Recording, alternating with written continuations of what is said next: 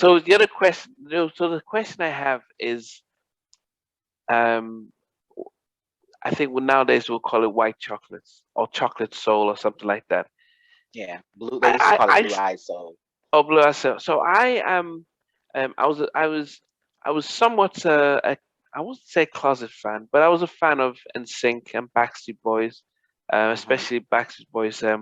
My Way. It was I did it my way. Oh You yeah. did. Tell me why. I No, it want wasn't. it I want it that. I my love that way. song. I want it. It's in And every then I, grocery store in America right now. yeah, and I liked NSYNC. I think that's one of the things about the part of the '90s that I really enjoyed is that as much as I enjoyed the my R&B that was popping when Backstreet Boys and NSYNC came on and they were like, yeah, we want some of that. They had Full Force and other producers making that type of songs for them, Right. but they realized they can't be too R&B, so they did pop R&B and they had some catchy songs. I even like Blink 182 and Yeah. Red Hot Chili Peppers. I was Alanis Morissette, so the '90s had some real Yeah. good music that I was into. All of that, Jagged Little Pill, um, Yeah. I No like that one Doubt, too. loved No Doubt. I Yeah. loved the variety of music that we had in the '90s. But I think what I was trying to get to as well recently is the a lot of R&B fans, especially from the '90s, aren't too cool with Justin Bieber, and almost see that we don't like the fact that he's taken our music in a sense. Not just him. We they have Yeah. they seem to be split with Robin Thicke because forget that people forget how much he's written for R&B acts in the past. They seem to Right. be fine with John B for some reason. They seem to like, yeah, we're cool with John B, but we Hmm. don't, and we're okay with Robin Thicke, but we don't like Justin Bieber and Justin Timberlake. We're okay. We're on the fence with him.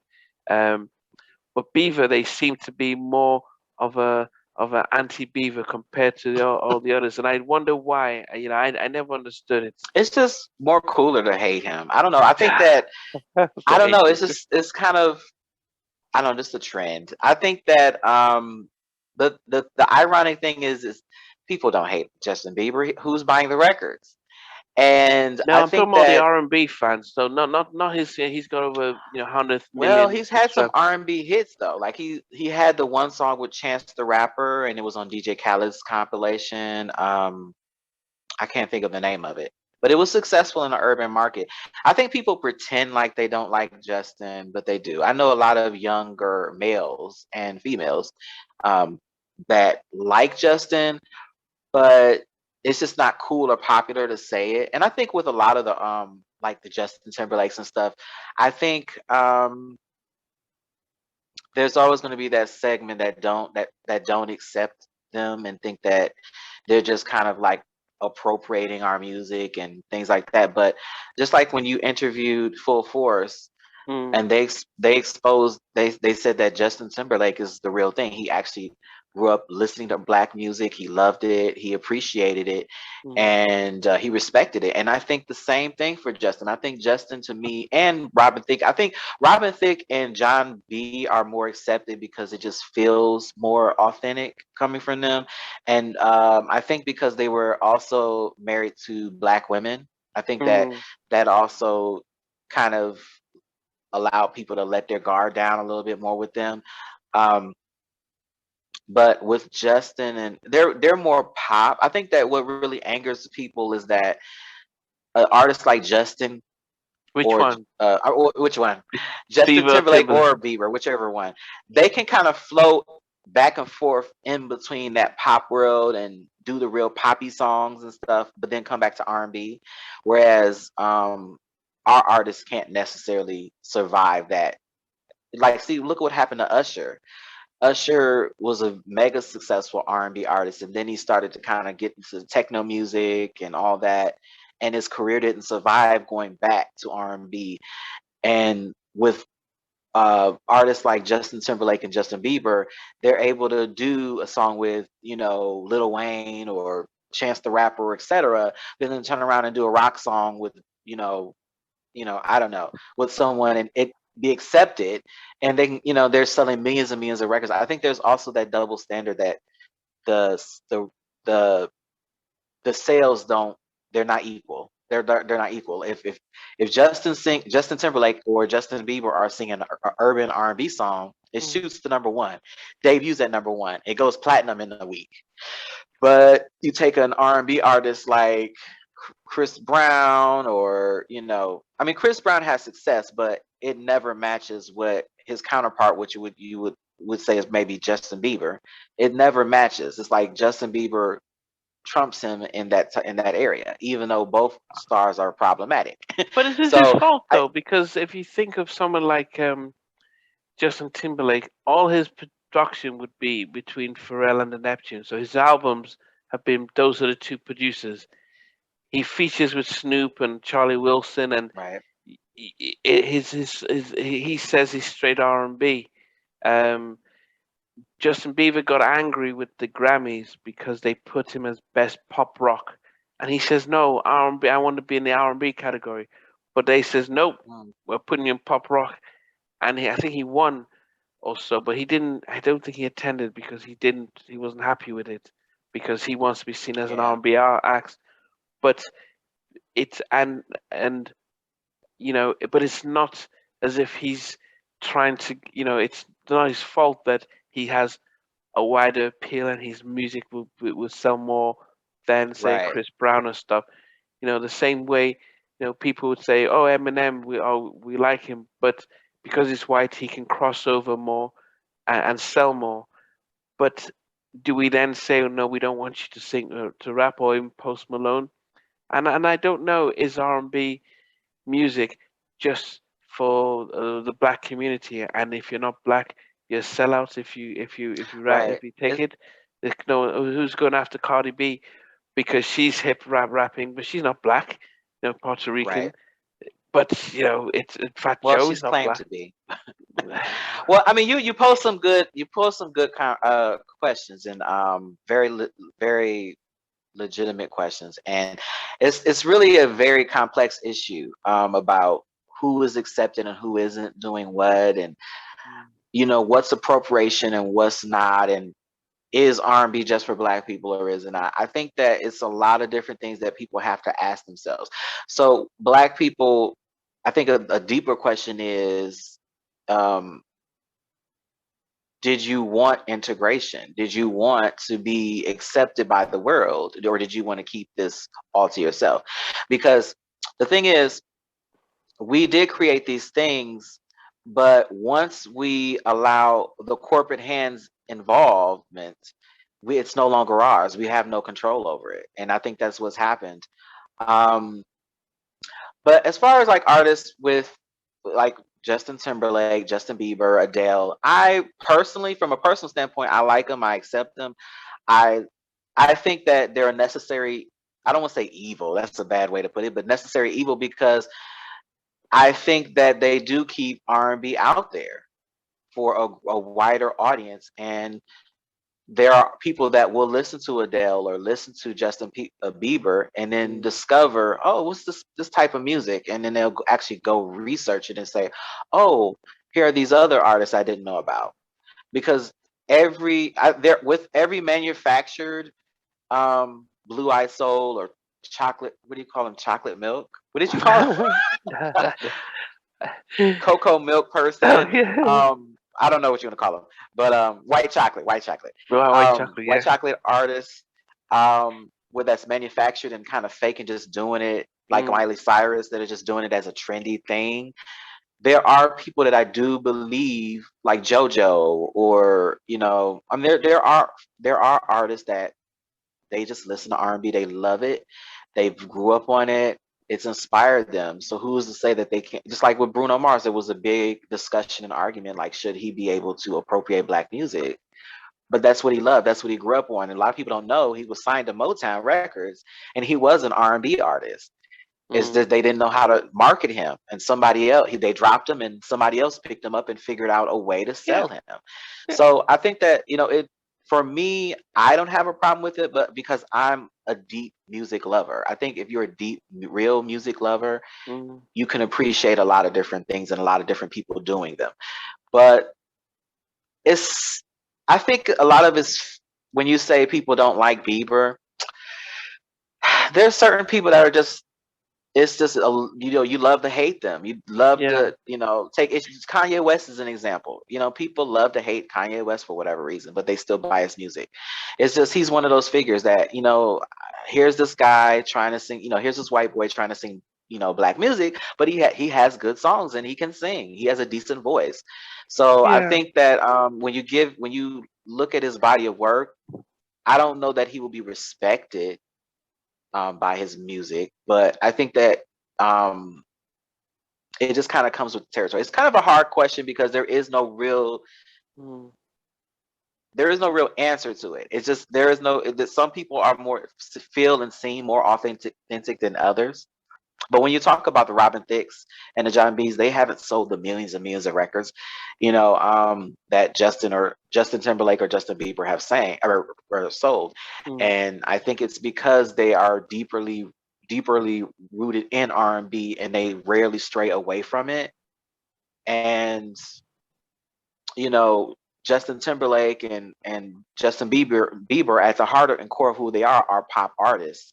And so they're kind of all over the place. You might get like Justin's last album was a hip hop country album or something like that, and which I didn't. Yeah, I but mean, I didn't think it was that bad, but yeah, didn't but I sell mean, well. if you think about Pink, so when she started at LaFace Records, she was very much like doing some R&B type of Right, stuff.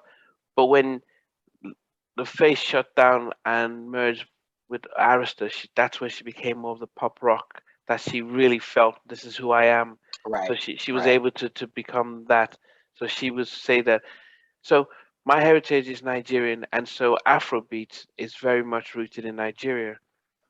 The Hmm. music, so we've got people like Davido, who has, collaborated with Chris Brown. We have Wizkid, who's recently Right, collaborated. He's collaborated with Drake, and as well as Justin Bieber did a verse on his new track, Freedom.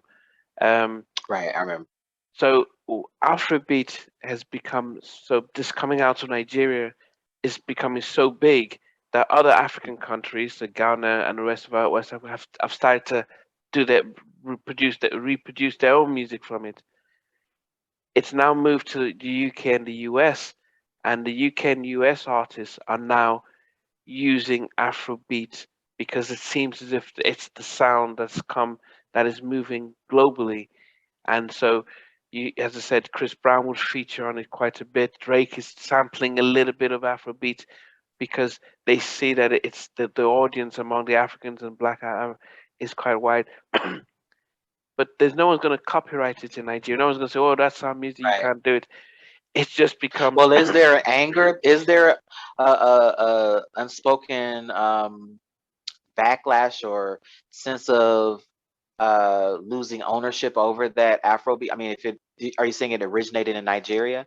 And if yes. it did, are is there a sense that Nigerians are a little angry that it's kind of taken the shape that it's taken today, where all other countries in Africa are claiming it and using it? And No, because what they would say is that because it's originated from, so we'd have the more, Wizkid is and Davido are global since and Burna Boy. So these yeah, guys have moved out of Africa. I mean, they have not left Africa, but they've transcended Africa. They're big in Europe, big in North America, so they become global stars. So um, even is it Tina Sway? I can't remember her name. I know. Yes, I kind of know what you're saying. I can't pronounce her Because name, but I think she signed to Jay Z. Jay So Z, Rock Nation. yeah. So what has happened is that they've taken it across globally. So there's a celebration that, oh, our music is actually now being played and sampled all over the place. So it means that any up and coming artist has an in way, and so we don't see it as an issue because we know where it came from. So I think that's where you'd see the difference, where we won't say, "Oh, R&B is black music."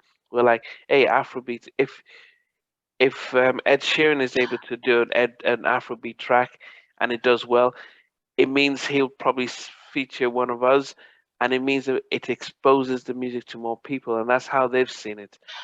But who's making the most money off of it right now? Well, if but it's not like the song. It's who's making the most well, the biggest artists are the ones making it, but other people are chipping in, and so it's you can't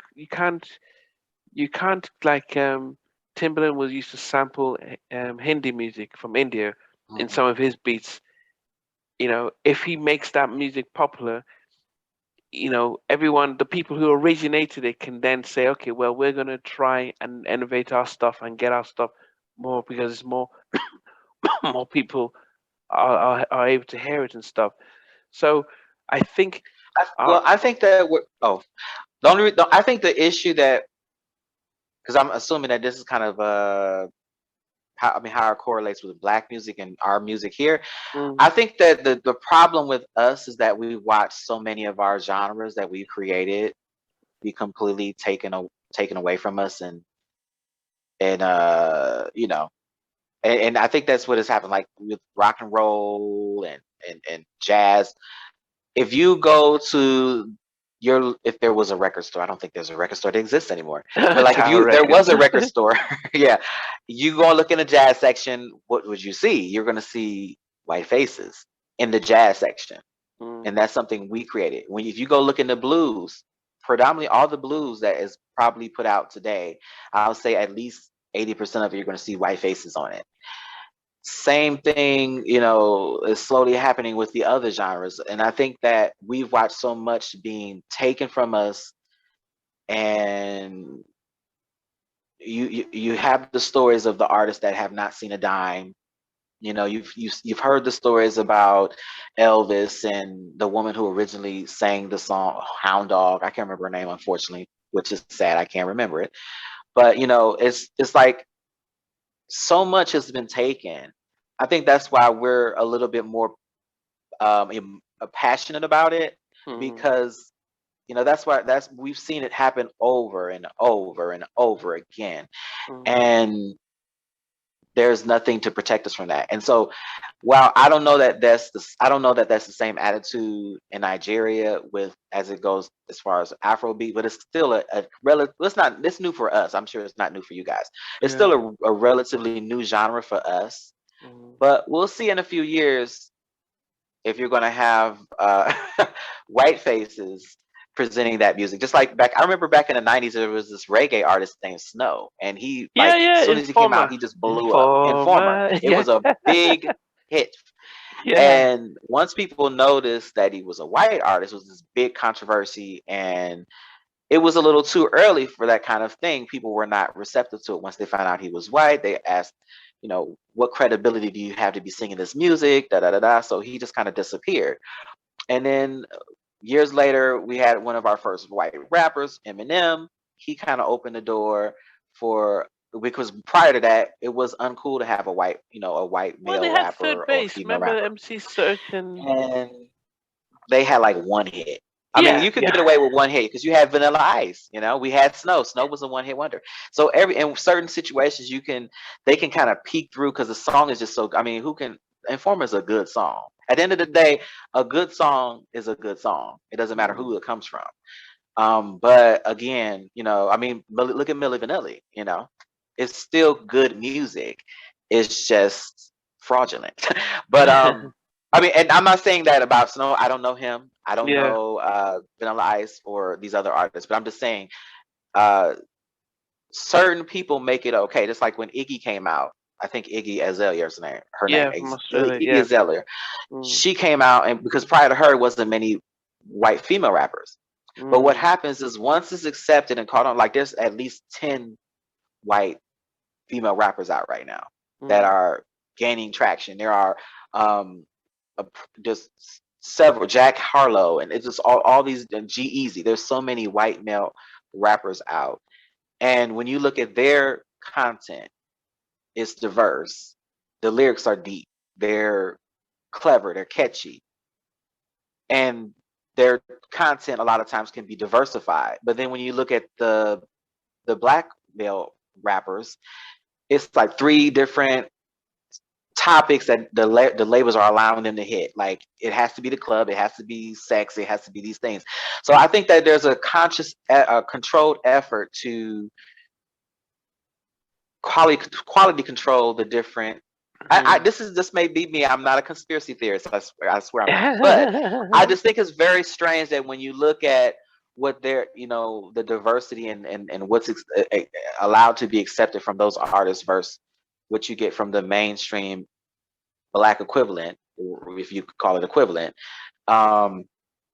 It's clearly people are saying this is what sells for black artists. This is what you can do. Just like when we were talking in a previous episode about the performances, like of certain artists. It's like, these are the things we want to see. When you see sex, we want to see drugs, we want to see, dissing and rivalries. That's what we want to see on this side. And these people, we're going to pair them up with, Rolling Stones, and we're going to pair them up with, Selena Gomez, and it's just all kinds of different like things that are open and available to these artists. But getting back to the main point, Afrobeat is a new thing. We haven't seen how corporate America will take it and you know pimp it out. We don't know what they're going to do to that music yet.